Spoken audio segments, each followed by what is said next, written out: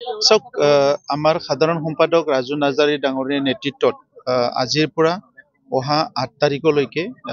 প্ৰায় গহপুৰলৈকে এটা bike rally তেখেতসকলে লৈছে আৰু এই বাইক ৰেলীৰ দ্বাৰা UPPLক পুনৰ শক্তিশালী কৰা আৰু লগতে বিভিন্ন অঞ্চলত বিভিন্ন শ্ৰেণীৰ ৰাইজৰ লগত ভাৱ বিনিময় কৰা এই বিষয়টো লৈ পেলাই আৰু বড়োলেণ্ডত পুনৰ যিটো শেহতীয়াভাৱে বম ব্লাষ্টৰ নিচিনা ঘটনা হৈছে বিভিন্ন বজাৰ সমাৰ পূজাবিলাকত মদ ভাং যোৱা প্ৰচলন হৈছে আৰু আজি সিন্ডিকেটৰ পৰা আদি কৰি যিবিলাক পুনৰ আৰম্ভ হৈছে এইবিলাক দেখা পাই পেলাই সমাজৰ বিভিন্ন শ্ৰেণীৰে শংকিত হৈছে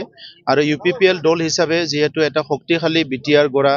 আৰু বড়োলেণ্ডৰ 26টা জনগোষ্ঠীক লৈ একেলগে আগুৱাই যোৱা যিটো এটা এজেণ্ডা আছে এই গোটেইখিনি বিষয়ক লৈ পেলাই এই ৰেলীৰ দ্বাৰা বিভিন্ন শ্ৰেণীৰ ৰাইজৰ লগত তেখেতসকলে ভাৱ বিনিময় কৰিব আৰু ইয়াৰ পিছত আমাৰ দলীয় যিবিলাক কাম কাজবিলাক ইতিমধ্যে আৰম্ভ হৈছে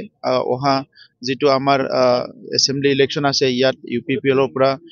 ষ্ট্ৰং এটা পাৰ্টিচিপেশ্যন থাকিব আৰু এই গোটেই বিষয়টো লৈ পেলাই আজি আমাৰ যুৱ শাখাৰ পৰা তৰফৰ পৰা আৰু লগতে আমাৰ সাধাৰণ সম্পাদক কেন্দ্ৰীয়